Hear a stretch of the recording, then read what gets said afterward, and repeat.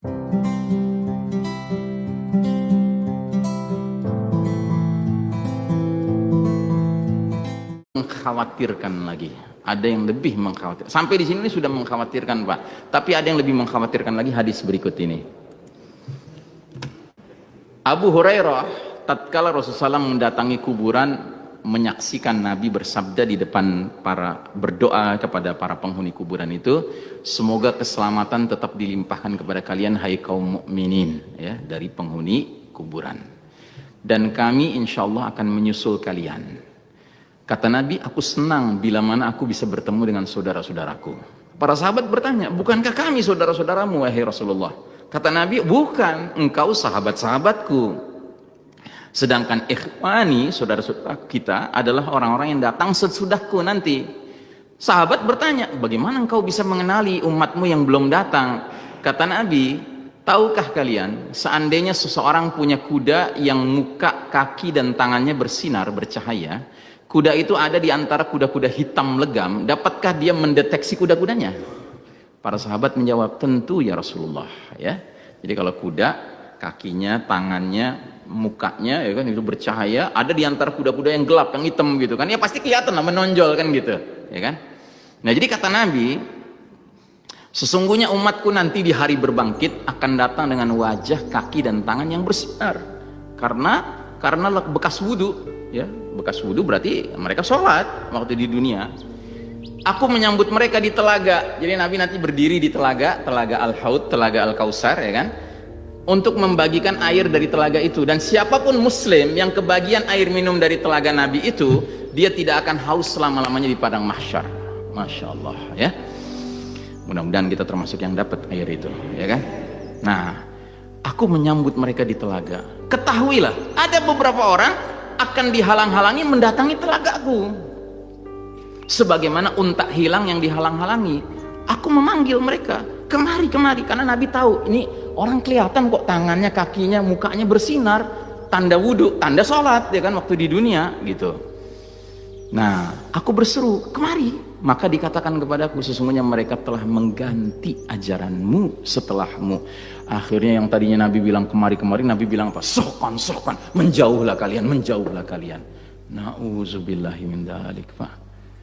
Sholat sih sholat di dunia, tapi ngerubah ajaran Nabi, sehingga akibatnya sama Nabi boro-boro dapat syafaat, ya kan, dibagi air telaga aja kagak, diusir malah sama Nabi yang tadinya dipanggil. Mau kita mengalami itu, Pak? Mau kita? Na'udzubillahi min dzalik, ya. Lebih baik mati, Pak, tenimbang kita sampai ditolak Nabi diberikan air dari telaganya, ya toh. Nah, jadi fa'tabiru ya ulil absar, ambillah pelajaran wahai para orang-orang yang berakal sehat, ya. Nah, Allah Ta'ala menjelaskan ada satu kaum di muka bumi ini, dua kaum, ya, yang mereka itu permusuhannya sama kita dahsyat sekali. Apa kata Allah?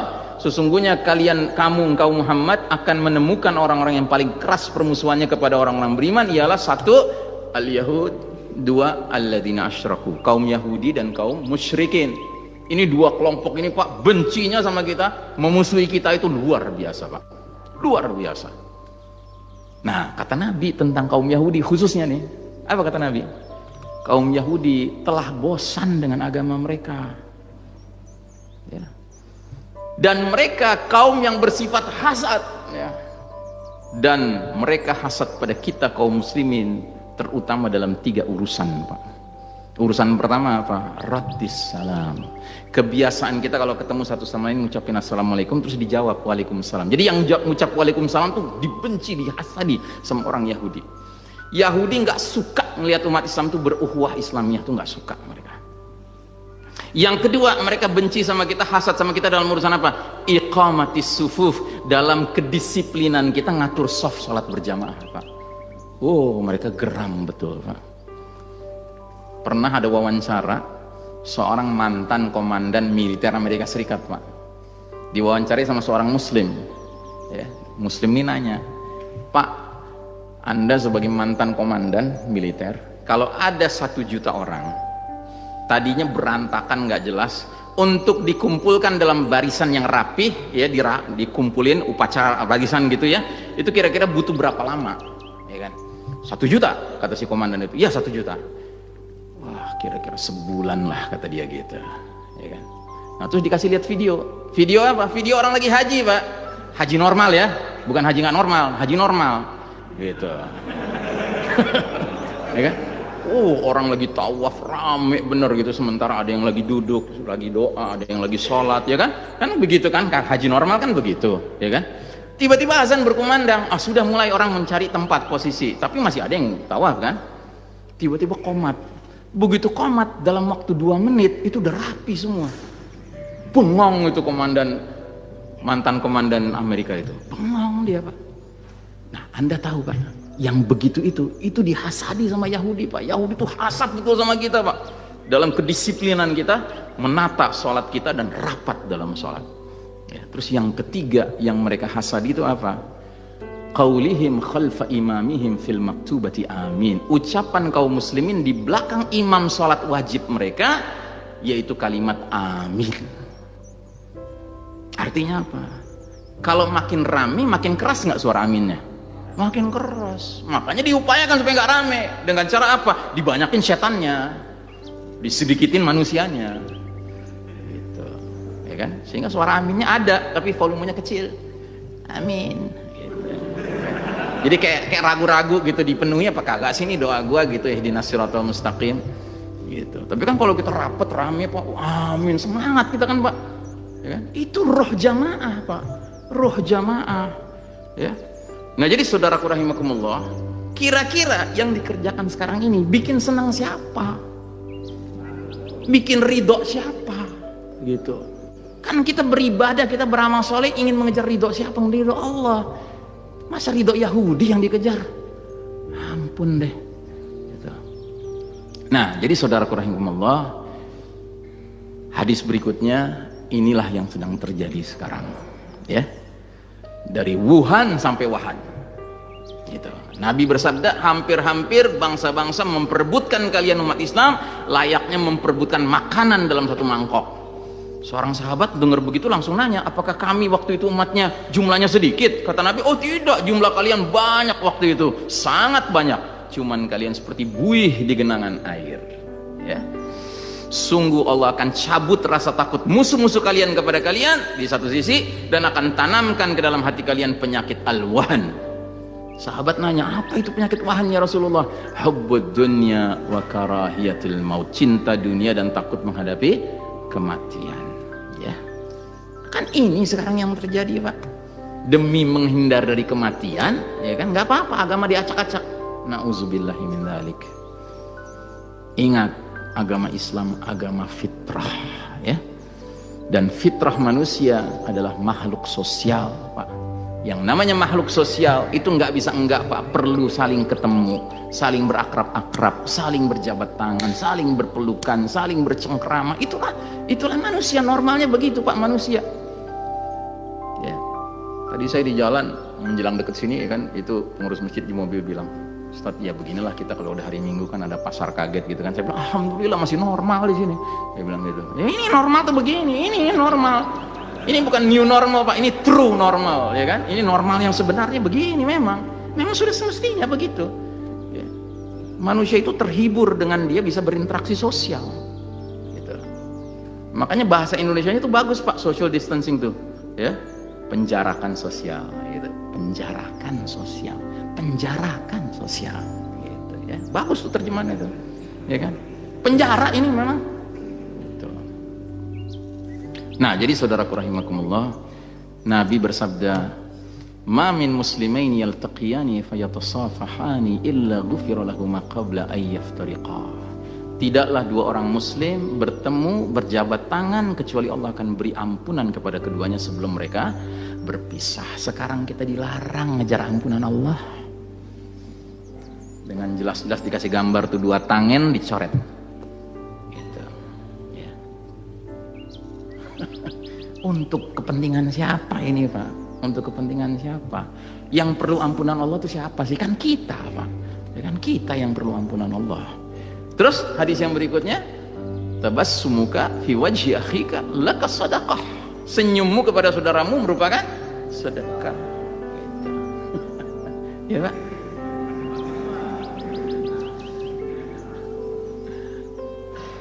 Susah nyari senyumnya orang beriman sekarang.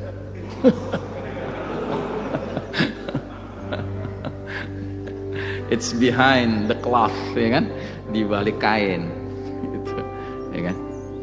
Cuma bisa bersangka baik saja. Nah, dalam buku Sistem Dajjal karya Ahmad Thompson ada kutipan yang saya ingin sampaikan, ya. Apa kata Ahmad Thompson? Dalam 100 tahun terakhir, ya, semenjak runtuhnya khilafah, telah terjadi perubahan-perubahan yang sangat luar biasa di muka bumi. Pengelompokan sosial yang biasa berlaku di seluruh dunia, yaitu masyarakat berpola pedesaan yang terbentuk dari keluarga-keluarga yang saling kenal dan saling membantu, baik di antara warganya maupun antar pedesaan, kini dengan pesatnya terkikis dan kehilangan sifatnya. Kini di kota-kota besar setiap insan semakin terkucil dari jati dirinya, dari manusia di sekitarnya, dan dari pengenalan kepada Allah Ta'ala. Mereka sekedar menjadi sebuah roda gigi yang sibuk dalam proses produsen konsumen, yang apabila tidak sedang bekerja atau tidur, mereka hampir selalu terjebak dalam pencapaian fata morgana pemuasan diri yang kekanak-kanakan dan tidak ada habisnya. Ini menjamin bahwa manusia tidak akan punya banyak waktu untuk merenung dan bercermin tentang dari mana dan akan kemana tujuan hidupnya. Juga tidak ada waktu untuk mencoba membebaskan diri dari jeratan rutinitas kehidupan yang membelitnya. Walaupun ukuran pengelompokan sosial yang ada sekarang sebesar masyarakat pedesaan, transaksi sosial antar warga sudah tidak sehangat dan seerat dahulu kala. Kini semakin kurang waktu untuk saling bertemu dan semakin banyak waktu tersita di televisi. Semakin sedikit waktu untuk bekerja bersama dan semakin banyak waktu untuk bekerja sendirian. Bagi mereka yang dilahirkan dalam keadaan seperti ini, perubahan sosial ini tidak begitu kentara. Dia sudah menganggap hal biasa saja. Seolah-olah semua berjalan sebagaimana mestinya, sebagaimana digambarkan dalam film THX 1138. Ini film science fiction, Pak, fiksi sains, ya. Tahun 1971, Pak. Ini buku ditulis tahun 1970-an, Pak. Tapi sangat relevan sampai hari ini. Jadi secara umum, Pak, sistem Dajjal ini ingin membuat orang itu merasa cukup dia bisa dari rumah bekerja, dari rumah belajar, ya kan? Supaya apa? Supaya dia menjadi individualis, menjadi inhuman, menjadi tidak manusiawi, tidak fitrah. Ngumpul-ngumpul itu bahaya. Ya. Saya tuh sedih sekali gitu membayangkan sekarang anak-anak sekolah itu, ya kan, dipaksa untuk berakrab-akrab dengan gadget, ya kan? Padahal ada orang tua yang sudah lama mendidik anaknya untuk tidak doyan dengan gadget, sekarang dipaksa doyan dengan gadget, gitu. Anda pikir cuma urusan kuota di sini? Ini bukan urusan kuota doang, Pak, tapi urusan akhirnya tuh anak dengan mudahnya bisa berselancar kemana-mana nanti, ya kan? Padahal orang tuanya udah lama ngedidik dia untuk menganggap gadget tuh nggak menarik, gitu. Sekarang dipaksa dia, ya. Nah, yang berikutnya, ala tasuffuna kama tasufful malaikatu inda rabbiha. Mengapa kalian para sahabat-sahabatku tidak bersaf berbaris sebagaimana malaikat bersaf berbaris di depan Rabb mereka? Para sahabat bingung, nanya kan, bagaimanakah para malaikat itu berbaris di sisi Rabbnya? Kata Nabi, ya, mereka menyempurnakan saf barisan awal dan mereka menempelkan, merapatkan diri dalam saf dalam barisan. Jadi para malaikat itu berlomba berada di saf terdepan, ya, dan yang pasti saf-saf berikutnya sebagaimana saf terdepan tuh rapat nempel satu sama lain, gitu. Jadi kita umat Islam itu kalau mengerjakan sholat berjamaah sesuai sunnah Nabi SAW, sesungguhnya kita ini meniru para malaikat, Pak, dan itu dibanggakan oleh Nabi, dan itu harusnya menjadi kebanggaan kita, Pak. Yang sekarang sedang direnggut kebanggaan itu oleh pihak yang pengen jualan antivirus itu sejak tahun 80-an dia udah jual antivirus, Pak. Sekarang dia mau jual antivirus lagi gitu. Nah, jadi saudaraku rahimakumullah, kenapa jadi mirip ya? Kok jadi mirip nih yang kiri sama yang kanan nih? Padahal ini beda kaum nih, beda umat nih, Pak. Kenapa jadi mirip ya? Tuh, sujudnya mirip, duduknya mirip, berdirinya mirip, Pak. Tuh, kok jadi mirip ya? Nah, ada yang ngasih keterangan gambar atas kaum muslimin tahun 2020. Sebelum 2020 nggak ada kaum muslimin kayak gini. Sedang yang bawah al-budhiyin, ya kan, kaum Buddha. Nah, Nabi bilang, mengapa kalian tidak bersaf sebagaimana para malaikat bersaf? Kan cakep nih. Ar-rijal begini, an-nisa begini, kan cakep tuh, ya. Setan nggak bisa nyelip Pak, karena nggak dikasih celah di situ. Ya. Kalau kita sholat yang berjauhan Pak, kita ngantuk dikit Pak, ya kan? Orang udah ruku, kita belum ruku Pak. Tapi kalau kita bersebelahan rapat gitu Pak, ruku kita dia ngantuk, itu langsung ikut ruku kan. Nah kalau sendirian ya kan, jangan-jangan. Astagfirullahaladzim ya. Makanya ada ahli fikih sampai mengatakan sholat yang distancing berjamaah itu Pak, itu sholatnya sah, cuma nggak dapat pahala berjamaahnya. Jadi sama kayak sholat sendirian Pak gitu, mending di rumah. Wallahu alam bisawab ya. Itu saya pilih fikih yang rada moderat Pak. Nah kalau yang rada kenceng ada lagi yang bilang gini, sholat distancing itu berjamaah itu ya kan, minimal bid'ah, maksimal nggak sah sholatnya gitu. Ya tinggal pilih aja mau yang mana gitu. Taib. Nah jadi kita ini sedang diarahkan untuk menjadi orang-orang yang fitrahnya terganggu Pak dengan apa-apa yang sekarang dibuat aturan-aturan ini. Bukan hanya urusan sholat berjamaah kita Pak, tapi urusan keseharian kita sudah menjadi tidak alami lagi. Yang berarti apa? Furqan kita membedakan hak dan batil kita sudah jadi kacau sekarang. Orang keluar rumah dianggap pelanggaran. Ajib, keluar rumah kan suatu hal yang biasa Pak. Orang bertemu berjabat tangan dianggap suatu pelanggaran. Orang tersenyum nggak pakai penutup ya kan dianggap pelanggaran. Itu. Woi senyumnya jangan lebar-lebar dong loh, nanti bisa nular. Ajib. Itu. Nah jadi inilah kira-kira yang bisa saya share pada kesempatan kali ini. Mudah-mudahan Allah izinkan kita tetap mampu menjaga, memelihara takwa kita di tengah fitnah akhir zaman ini, sehingga kalau takwa kita terpelihara Pak, furqan kita terpelihara. Dan kalau furqan kita terpelihara Pak, kita nggak bisa diatur-atur sama manhaj selain manhaj nabawi ya, manhaj Nabi kita SAW yang memang kita junjung tinggi dan kita yakini menjalankannya akan menyelamatkan kita fid dunya wa fil akhirah ya. Demikianlah, lebih kurangnya saya mohon maaf. Aqulu qawli hadza